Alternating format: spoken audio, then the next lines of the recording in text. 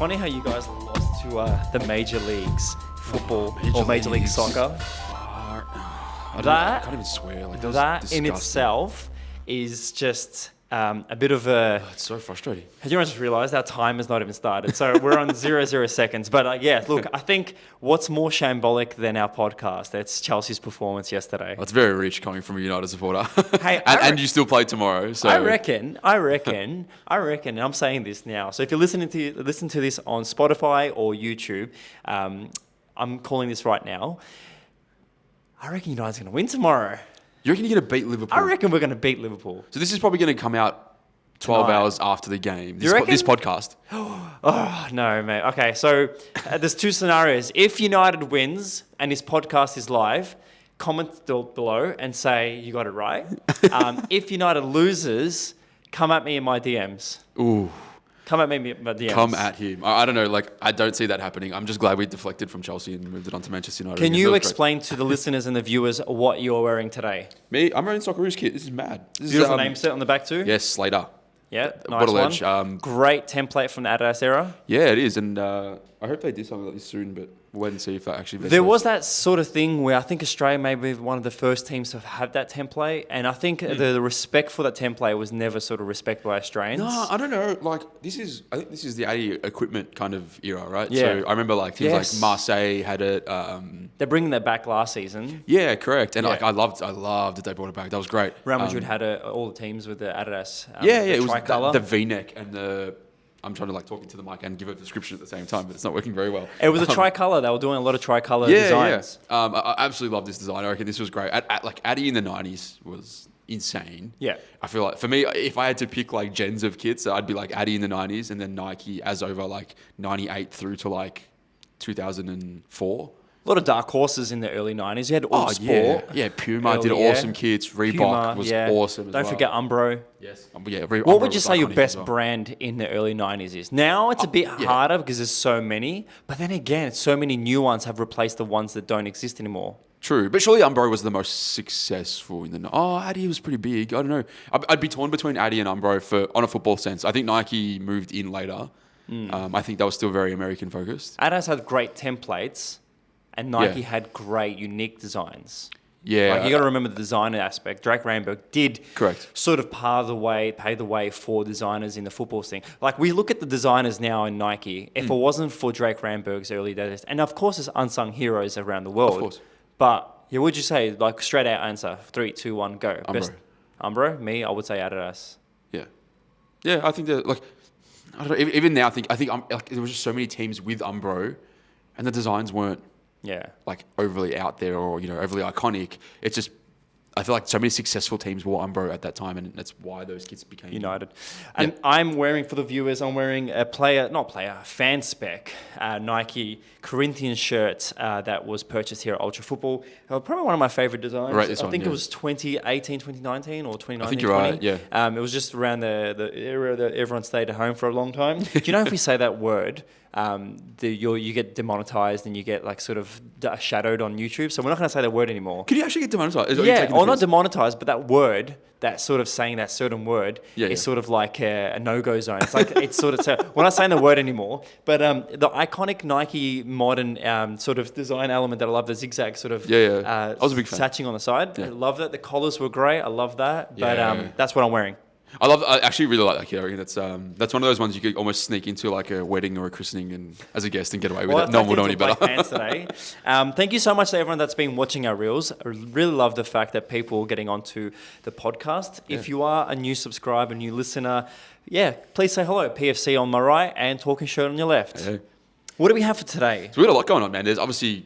Well, you mentioned Chelsea obviously this morning, but there's a lot going on in football. Like it's been a pretty big week. I actually really enjoyed watching the Real Madrid highlights yesterday. I haven't seen that, so you gotta tell me. Oh my God, Luka Modric, 36, 37 years old. I did see that. Holy shit. I think Real scored, then... they equalised. Yeah, right. It was not Rayo, someone else. Actually, check out Rayo Vallecano's first goal. I still haven't seen that. Oh my God, this free kick is ridiculous. It's like lays it to like the edge of the box. Better than Modric? Yeah, better than Modric. Modric is like, the goal with Modric, it made me feel like I can jump on the pitch and just score the same goal. Yeah. Because he was walking. Oh man, but that shot just so nicely placed. But aside from that, like the rest of his performance was insane. So like go and watch the mini match because he was incredible. How about yourself? What else? What's been going on? Well, now that you mentioned the Modric goal, have you ever listened to a goal and then listened to the net and it's that orgasmic feeling? Oh, it's the best. It's like they added the FIFA recently. Yeah. It's like the net moving. Yeah. It's like, why are football people so weird? Why do we like the sound of a ball hitting a wall or a ball hitting the It's net? satisfaction. It's just so much Or satisfaction. actually, you know what? Hitting the bar, ping.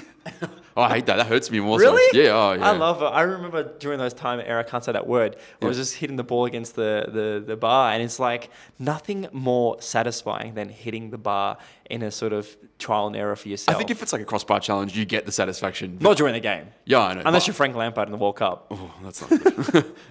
That was heartbreaking. But yeah, I think, look, I love that net, like, maybe not busting, but just that net ripple. Oh, it's beautiful. It was actually, there was a time where people actually cared about ringtones and things, and I feel like now everyone's just got like the default. Can you make selection. your best ball hitting the net sound? Whoosh. That sounds like a whip. I don't know. What did you say at work? No, I had a random fact, but my brain has gone into millions of things. We did pre-record an episode prior to this, which is going to be a special episode. Yes. Who was the gentleman that we had today? So Fernando de Moraes, ex-Wellington Knights. Phoenix Knights. I've done that. I reckon I did that about 3 times in that episode too. So New Zealand Knights that lasted the whole of one season. Brazilian import, played at South Melbourne. Tells us a bit about his story, which was really cool. We're going to have him as a special episode. Ultra Football and ourselves will have that soon. Yes. Random fact of the day. I honestly want to do this weekly. I can't remember, but did you know that, do you know when you pull your chin up and you see the wrinkles? Mm-hmm. They are the muscles in your chin.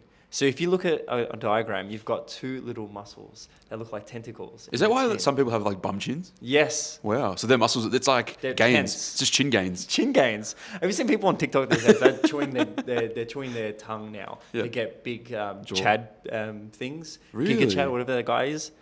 Wow, that's different. Really weird. Yeah. But that's your fun fact for the day. That's it. That's interesting. I don't have a fun fact, I did but that's watch very football. weird. I Yes. did watch football. Yeah. Did you see the highlights of the Bundesliga? over the Wow. I'm actually, I know you're talking about the Dortmund game, I think. I watched 2 games live. Did you ever have those feelings where you just wake up and you're just sitting there and you're like, I'm going to watch some football? Every morning. It's great. My son wakes up Or at 6. even at night, because we remember we're in Australia, so Serie A is always on at like 4:30, which is the shittest time for football for us. Is, yeah. But the Bundesliga lately has been at 9:30. Yeah, it's great. Last night, St. Pauli versus, can't remember their Rostenbach. Mm-hmm. And they were playing, spoke to the photographer this morning, Hannah JPEG, check him out, amazing photographer. He's like, that was the most disappointing game for us away, but they've lost, St. Pauli was so close to promoting last year. Yeah. And they lost I think all their away games so far. Horrible 2-0 loss for them, but really good to see Jackson Irvine on the pitch. Of course. But I watched the Dortmund game against Werder Bremen. I chucked it on. I was like 2-0 for Dortmund, 89th minute, and I was like, they're going to go home with this. And then Werder Bremen scores 3. So 89th minute, they score 3 goals. Like that is... Extra time, 6 minutes. You know what? Like scoring 1 goal in the 89th minute to equalise is big. Scoring 3 to win the game, like that is out of this world. How would you be to be a Dortmund fan? Silent. I'd be pissed off. You'd be smashing your head against a wall. Werder Bremen, they just promoted from Bundesliga 2. And to see them do that to, what would you say, one of the top 3 teams in the German football? Again, German football is a pretty powerhouse where anyone can come up there. Yeah. But wow, that is unheard of. I think you sent me a photo of you watching the game, and it looked like the block was absolutely. Oh pumping. my god! And that again, the German fans. We spoke about the game last week, or the other episode with Tuchel and the situation, the coaching stuff, and you look at the fans in German football compared to the English football. Yeah. It's just crazy. The flags, the beautiful. tifos. It's It's so amazing. nice. You don't need flares for that, but you've got that sort of atmosphere, the sound. I love just any pumping atmosphere at football is so good. So good. There's something about it. Like I just see flags and I'm just like, I'm looking at them, but I'm watching them in slow motion. And I'm just feeling like ripple. It's like, oh, it's It's beautiful. so big, it's just so slow. Yeah. But actually, fun fact about that, the St. Pauli game, the game that they played, the club that hosted St. Pauli, they only had 26,000 fans. Wow. Small stadium, Yeah. but that was a massive achievement for them. Apparently, that was the first time they had achieved to get that many people at a game. That's incredible. You think about it, like we look at Australia and how we're having issues to only get 5,000 sometimes. Yeah. But our stadiums are stupidly designed, massive for NRL games. Yeah. But then we've got the German football who have got small stadiums, unlike Dortmund's ground, which has got probably like 89,000. Yeah. And then you hear the sound, and you're just like, It's another level. I would literally play for that club. I just got goosebumps. Like I know. And I messaged you. I'm like, hey, bro, I wish we did a Germany trip. And you're like, our wives would kill us. Yeah. It's so true though. Like I don't know. There's just something about football atmosphere that I don't know. I don't think there's many other sports that can reproduce the same thing. No, we did speak about that, and it's like football is definitely one of those only sports. Yeah. I'm trying to think of other sports in general. Like I'm thinking NFL, baseball. Like I can't think of anything that has the same. Like I know there's atmospheric things that happen during games.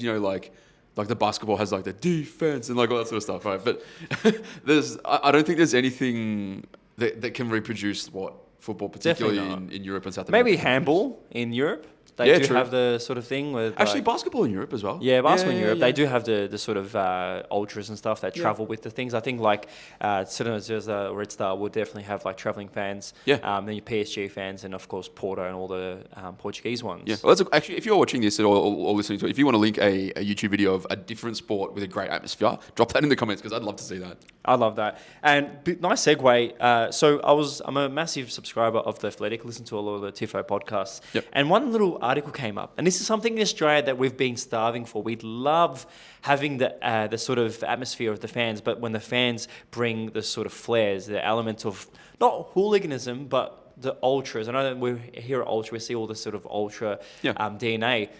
I love that, but there was a situation at Bradford versus Newport. A flare was let off. A fan was writing that his daughter had been traumatised. I put myself in that situation with my daughter going to her first game, and she was to experience a flare. That would break my heart. Yeah. But another situation, that venue that they were playing at had a fire in 1985, which killed 54 fans. Yep. So there probably would have been a trauma happening there. Yeah, we have seen situations in football where stadiums collapse and stuff. But the fact that flares in general seem as a crime is a new thing for me. Another little fact here, in 2016, Leicester City's Champions League game against FC Copenhagen, flares had reached 555 Celsius in the stadium. Jesus, that is hot. And that got me thinking, like, where do we draw the line? Like, we love flares, we love the atmospheres. Yeah. And you can see my notes there I've written. Situations, the flares have happened across the English football. Yeah. But do you see it as a crime? It is. I think it's the way it's been done is a tough one. It's hard because I love it. I love active displays. I love tifos. Like I think it's beautiful, and if it's done correctly and done in a really artistic way, it can be beautiful as well. Putting people at risk. A 550-degree flare in the circumstance of someone's child being there, that's shit. I don't know. I've been in situations where I've had friends kicked out of A-League games because of flares being thrown near us. You had your situation where you were wrongly accused. Yeah. So luckily I managed to stay in the stadium that game, but my friend ended up getting a 12-month ban from Etihad or Marvel or whatever it was at the time. It's weird. Yeah. So I think all in all, like, I love them. I know there was a stage where the A-League actually tried to implement like safe flares. Yeah. Which they had those weird things. Yeah, I think in theory is great, but you're not going to be able to police that, I don't think. But safe flares, they did them pre-game. So like City used to have, and even other games I've been to, where they left a flare before the game. It's like... Why? What's the point? Like, Socceroos did it, I think, against Japan. They had that set. It's like the pyro kind of setup. Yeah. And like, okay, from a distance and for TV, it looks great. For the kids, it's like, wow. Yeah, but beautiful. I don't know. But it's not the same. I love like when a goal goes, Yeah. And I think I wrote iconic moment here for me last season was when Everton played Chelsea and that flare was thrown on the pitch, the blue, and you see Richarlison running with the blue flare. Yeah. So that was iconic. But then as of recently, Rayo Vallecano fans had come to Old Trafford for a friendly against United. They lit off flares in the stadium. A couple of years before that, St Etienne played at Old Trafford as well, and they lit off flares, even though they lost 3-0 in the Europa League to United. And then even that, at Old Trafford again, Liverpool let off a flare in 2016 when Coutinho scored an amazing goal. But this is the thing I'm trying to say. Why is EFL, the English Football League, why are the 72 teams and how have they all signed an agreement to wipe out flares or sort of antisocial behaviour from football? I don't understand. I don't understand why. I I understand for safety purposes, obviously, it's a no-brainer, right? And I Yeah. guess that's probably why they're trying to do it.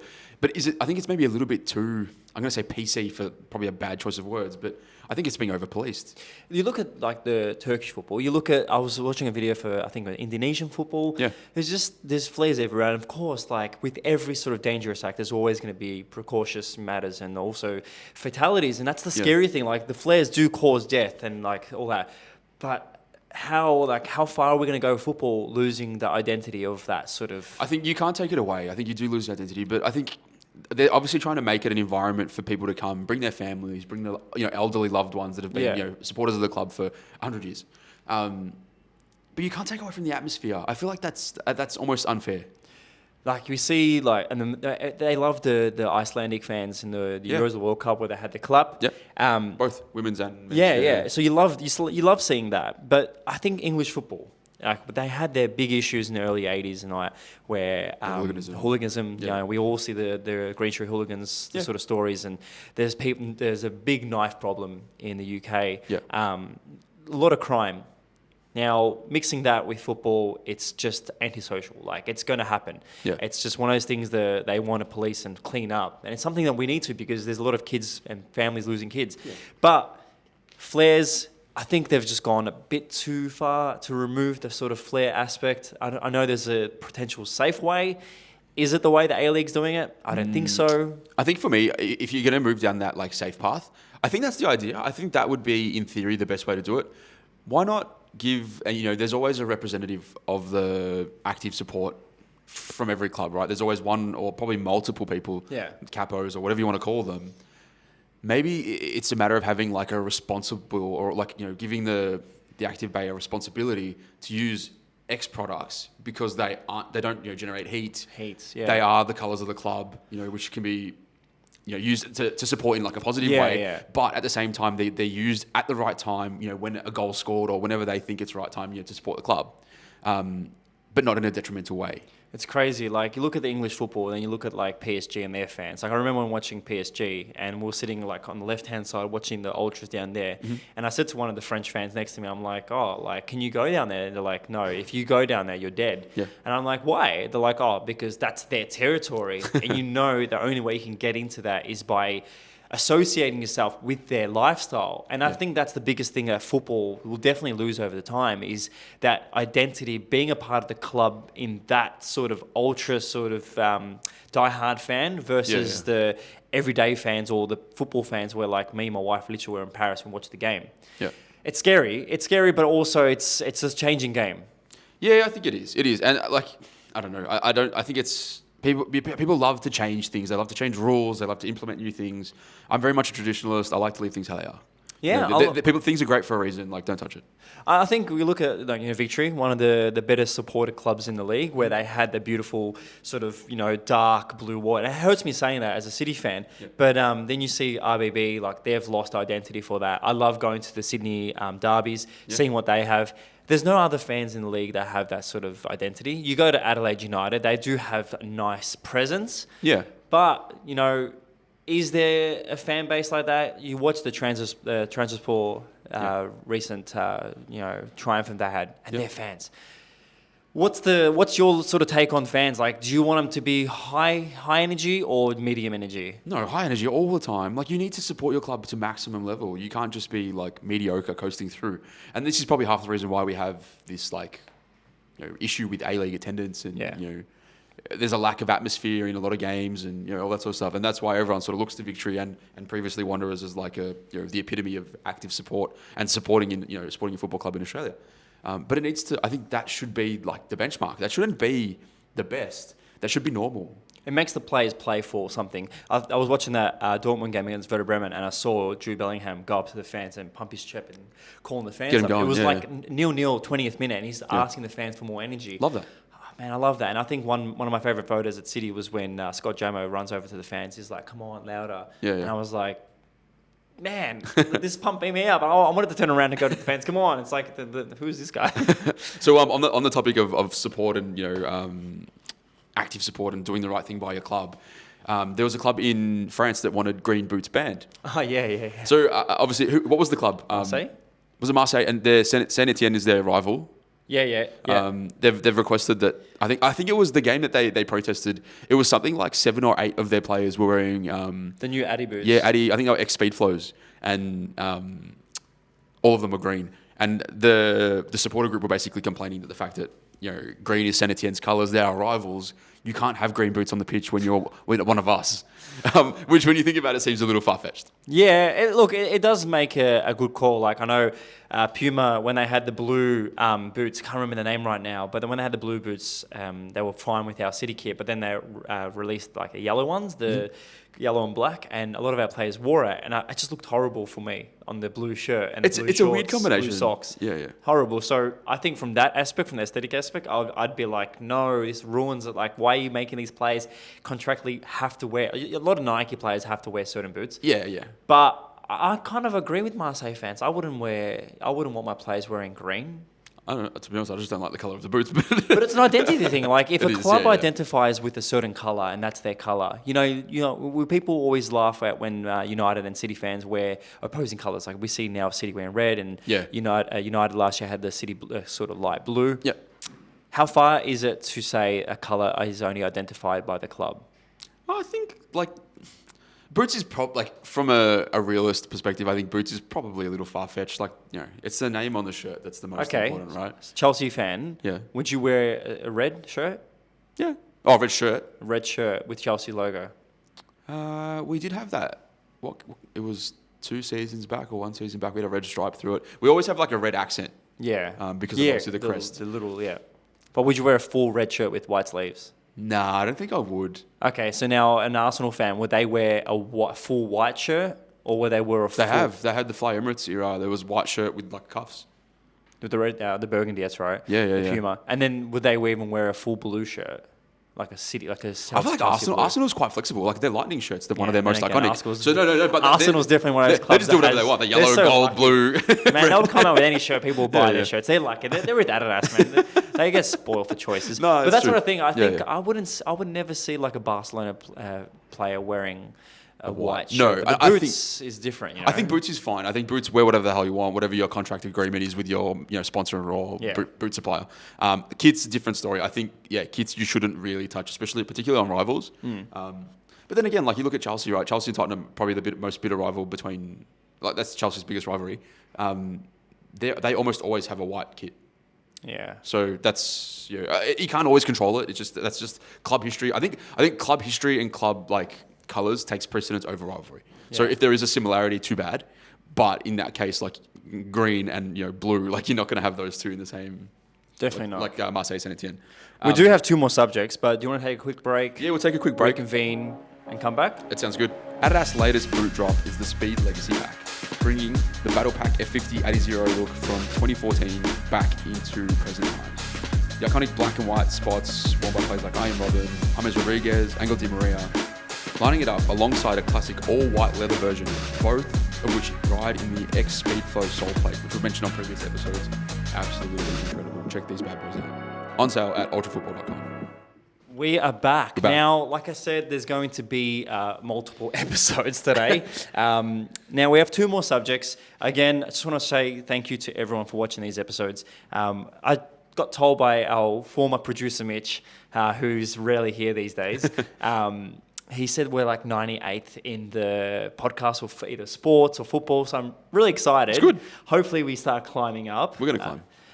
But make sure you let us know in the comments below if there's anything else you'd like us to talk about. Yeah, definitely. A timer got stopped now. It's time.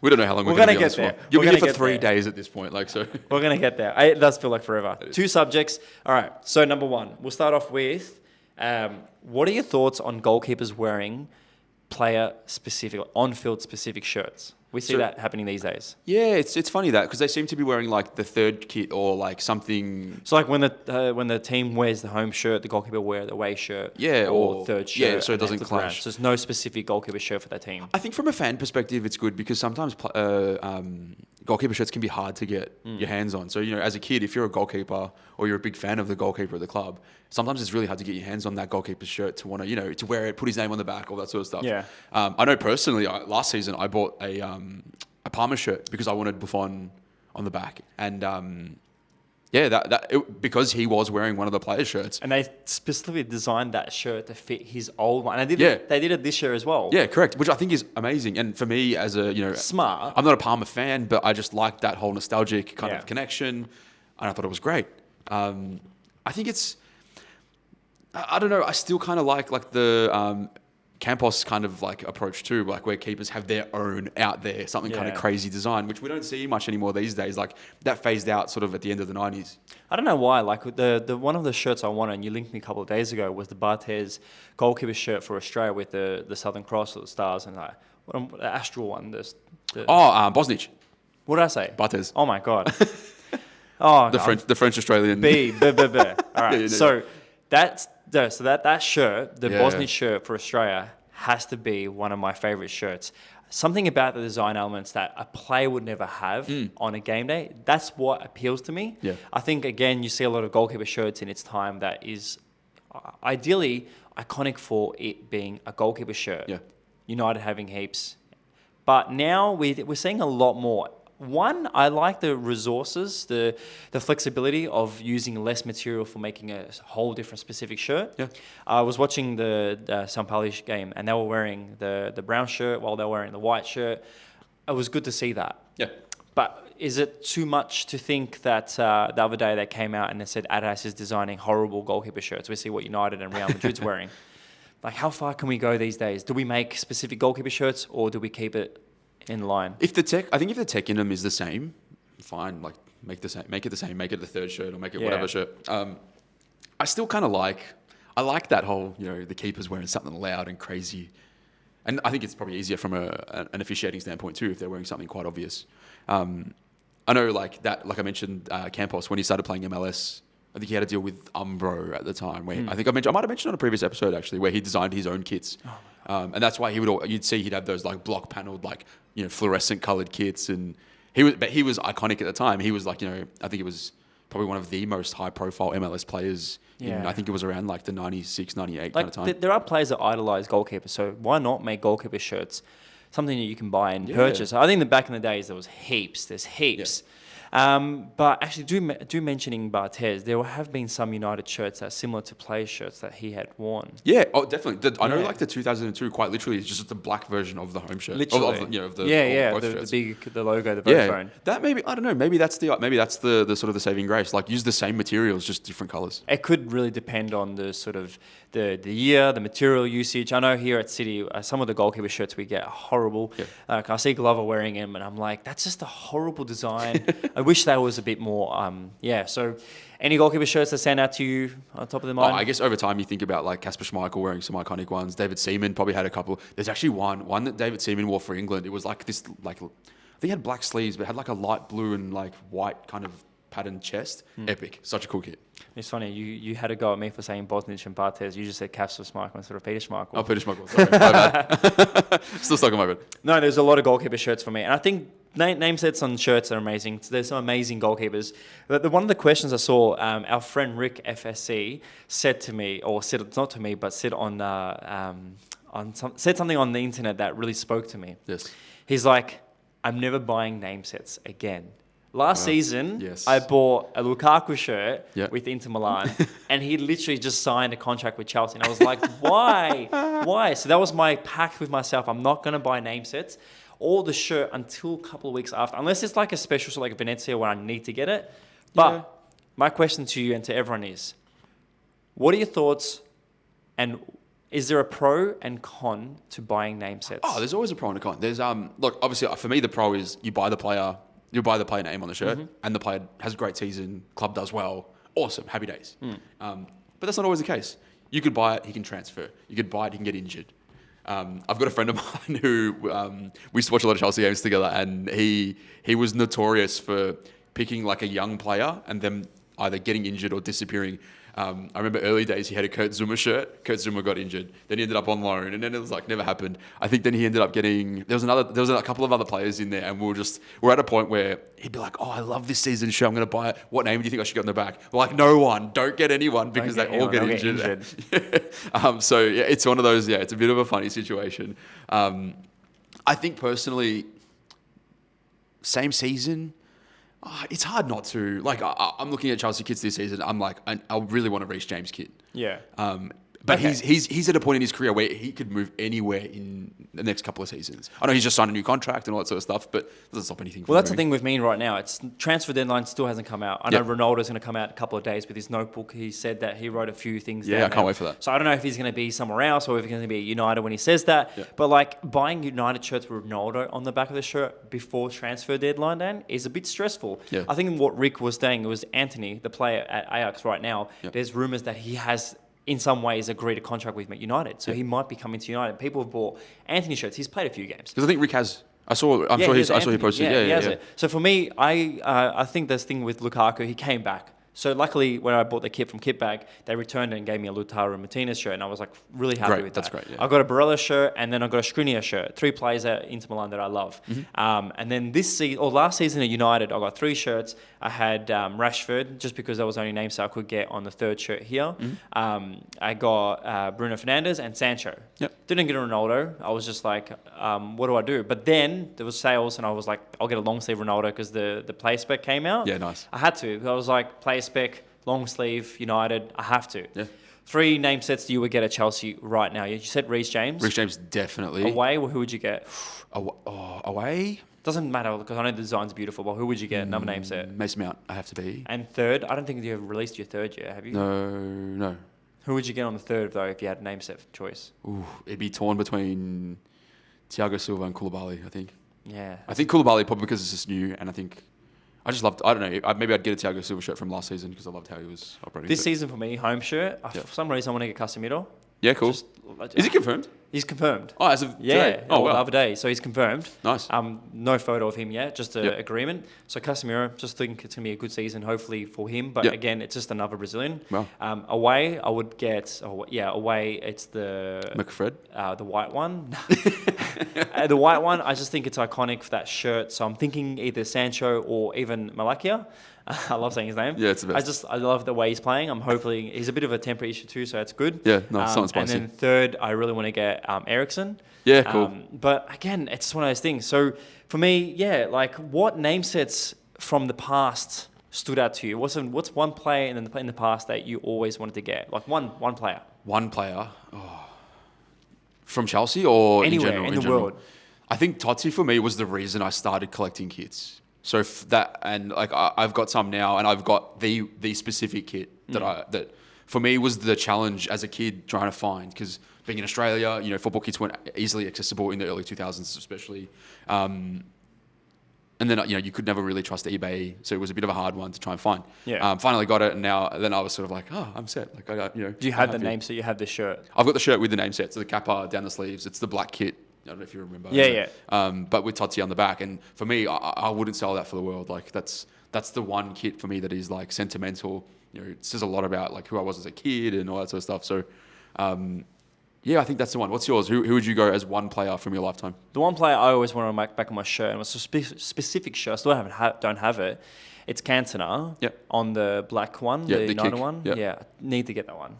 That's a good kit. Don't have it. I have the shirt, don't have the black. So that's one shirt I need to have. Yeah, that is such a good kit. Cantona. Cantona's iconic too, though. Like he's one of those players that I've actually got a friend 3032 designing me, or soon. I haven't emailed him yet. I want him to design me a tattoo for my leg of Cantona with his collars up. That's cool. On my leg. That side profile with the pop, like that's the name best. set like this. Yeah, Cantona. amazing. That's a name set. I think that's the importance of name sets. Now, what's one name set you would get from a player that you religiously cannot wear, like because of a shirt? Oh, okay. So that has to be probably an Arsenal player, I think. Maybe like a Bergkamp or a Thierry Henry, like Lightning kit. Mm-hmm. I think Bergkamp and that Lightning kit I love. I would buy it and not wear it. I would not wear it, but I buy it and have it. It literally hurt you wearing it. I could not wear it. I would never bring myself to Would you buy it and keep it? Yes. See, for me, I love Gattuso. Yeah. We've always spoken about this. But AC Milan. But I would never wear an AC Milan shirt. I was given an AC Milan shirt years ago, and I wore it to the gym once, just because I had no shirts. And I was like, fuck, it hurts me so much to wear this. But, if someone saw me, I need to get in and out. Yeah, but I had Gattuso and I got rid of that shirt. I sold it. I couldn't. I really want a Gattuso shirt. There's only one shirt of Gattuso I would wear, apart from Italian. But I feel awkward wearing national shirts that I don't You're not that connect to. Yeah. Like I'm not Italian. Why am I wearing an Italian shirt? But I feel like if you go to like a local shopping centre, like the amount of times you see people that aren't that race wearing a race's I know. national team. But like, I think fine. for me, the one shirt, like, I would love a Gattuso shirt. The shirt that I want for Gattuso is this Escisión. Yeah, nice. Well, because you couldn't even wear Rangers because you're a Celtic fan. Exactly. Well, not, that's what I mean. I kind of identify with him. Yeah, nice. But, like, I love Gattuso, but I just can't have his shirt. Was he at Sion after Milan? I think it was towards his end. It was he the played last... alongside, what's his name? Leo Lacroix. Yeah, that's right. How cool. Yeah, that was, I think it was. It was like, it started out in Italy at, I can't remember where, Cesena, I think maybe. And then obviously, Milan, and then over to... Rangers. Oh, no, before it was Rangers first, sorry. Rangers, and then Sicilian. Met his wife and then came. But that's the thing. Name sets for me are so important. We have certain players that tarnish their names. Won't speak about them. They don't need to be in the limelight. Yeah. Fans buying their shirts, and then the reputation of that player gone. Shirt's gone. Can't even sell it. It's just trash. It turns to rubbish. Yeah. That's the hardest part about name sets. You got to be really specific with who you buy it. For me, it sucks. I think name sets are important to the shirt. Value in the future, for sure. Great. Yeah. So, but it's choice. The choice makes it. It could be make or break. 100%. I feel like Neymar shirts at the moment, there's just too much. There's the value of it. Yeah. I know Messi shirts, people are going on about. There's a YouTuber, Alice, who's like going for this one Messi shirt, either it's match worn or not. But like, I don't know. For me, a Messi shirt in the future maybe might be important, but a Maradona shirt is a lot more important because there was little made of them. There was less production, yeah. So it makes it a lot more special.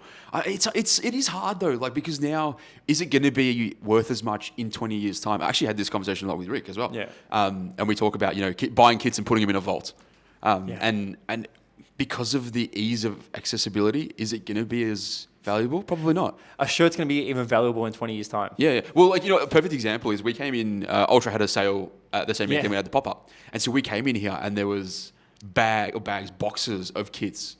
And it was like, it's obscene how much, production gets made. Yeah. And especially when it comes to name sets and specifically players like Messi and Ronaldo, there's an abundance of kits available. For the type of player they are, it almost is like, produce a little less so it's worth a little more later. Yep. That's a hard look. There's going to be boxes of shirts going to come out in the future, be like, these never sold. And it's like... Yeah. I've got a Messi 30 shirt from his early days at Barca, and that's one that I'm going to hang on to for a while because I want to see how that goes. Yeah, so like, for example, Luis Suarez playing at Nacional now. Yeah. That's a shirt you need to get. Because, the first time.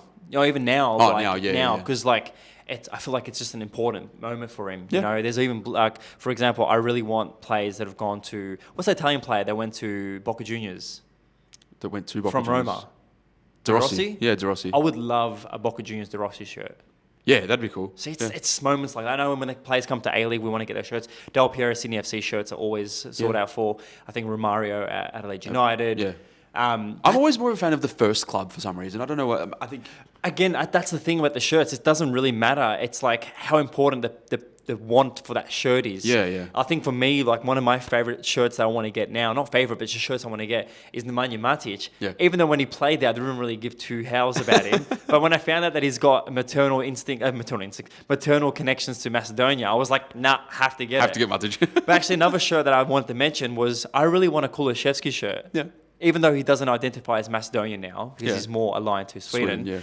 He plays at Spurs, and it burns me that he's at Spurs. Good national team kid. Can't wear him. I couldn't even wear a Swedish shirt. I don't like the design. What about during the World Cup, though? Are you going to sort of pick a team to support? Australia. But after Australia's knocked out, obviously. I don't know. In the national spectrum, if Macedonia doesn't make it or Australia doesn't make it, I always fall to the three lions. Yeah, okay. I always just like the sort of English. It's like, bit of a connection, yeah. Yeah, I just like England. Like, I just don't, But jump again, on the pop culture. Kulishevsky, Spurs shirt, the crazy paint one last year. I really wanted it because he came towards the end. Yeah. I don't know, one of the greatest midfielders in the Premier League at the moment, all the assists and stuff. The fact that he doesn't identify as Macedonian burns me every day. The fact that he's playing Premier League and doesn't say he's Maso really hurts me. It's a hard one. It is like, I don't know. When you're a country that hasn't had much like global success, it's hard to pull those words. We've had Pandev, we have all these amazing players. We've got Ernest Bardi, we've got Alioski, all these players who played in the Premier League a couple of seasons. Yeah, of course. But then Kulishevsky. I think, who would probably experience your pain a lot? There's a lot of countries through AFCON that would have 100%. Like Zaha, playing for Nigeria? No. He did, yeah. So I can't remember. Anyway, but there's a lot of Victor Moses that went back to play for Nigeria, right? He's an example of someone that stayed true to the homelands. But there's so many players that could have played for either and chose to play for England, for Sterling's example. got Jamaican background too. Yeah, correct, right? And playing for England. So that's the thing, like a lot of countries in the African nations who would like rather identify with players in their high, like Paul Pogba's and stuff, but have named themselves as French. Yeah. That would be really hard. Or Lukaku's and myself playing for Belgium, they would have... Boateng. One playing for Ghana, one playing for Germany. Exactly. Two brothers, yeah. So that's the hardest part. But I think in the end, you can still buy the club shirts. I think so, yeah. I think it's fine. I just think, wearing it is the dilemma if they're rivalry You'd never or see not. me wearing Kulusevski's shirt, unfortunately. Could you wear... Okay, so I know obviously you've got a good connection to United and Inter. Say Bundesliga... You're a Dortmund fan, right? Like, would you wear... If a Macedonian player played for Bayern, would you wear it? No, never. I like Dortmund because of the shirts. I don't really have a team in Germany. Yeah. I've only got two teams that I really support, like Inter and United. Yeah. I like Celtic. I like Pauli. I like Dortmund. Just the sort of... I sort of tend to clubs There's an that affection have... towards them. Yeah, I sort of tend to those clubs because they've got an ideology. Yeah. But name sets, it's hard. Macedonian players, I would love to get. Like, I really want to get Pandev shirt, but it's so hard. Hard to find. Yeah, very and hard to Pandev, I got the one from Parma. Yeah. You know, I'd love to get one from Genoa, but I'd never get one from Lazio. No, Yeah. Napoli. Was it? I can't remember. Was Lazio or Napoli he played I for? don't know. He played everywhere. One of them. He's Yeah. basically Italian. But look, I don't want to hold everyone too long. That was a good. great episode. It was good. Like I said, we do have a teaser episode for special episode, that we did with Fernando. Coming soon, yes. Pop-ups in a couple of weeks. We won't call them pop-ups anymore. We'll just call them PFC takeovers. We'll just come and control I think it's Penega just a teaser for what we have in the future. It is. Should we tease what's coming? I don't know. There is something. I know I've sort of briefly mentioned it. I think what I'm going to say is, do you like pizza? I love pizza. I love pizza. Pineapple on pizza? No, fuck that. No. Pineapple Well, pizza. there's a bit of pizza. There's a bit of cheesy pizza coming out soon. There is. Nice design, good slices. Yes. Really excited because this is just the start of what we have in our minds. It is. It's that's going to it. be good. So there's going to be something along those lines at the pop-up for you guys to enjoy. So, and it's not consumable. If that Well, makes any make sense. sure to subscribe to both PFC and Talking Show on all socials. Ultra Football as well. If you want any new products, like we said, there's a little ad for these beautiful boots. We'll do another episode about these ones, but 2014 World Cup, a beautiful little mention. Yeah. But as always, please stay safe, stay away from stupid people, and we'll see you in the next episode. See you later. Bye. Bye. I'm cooked. Yeah, old age.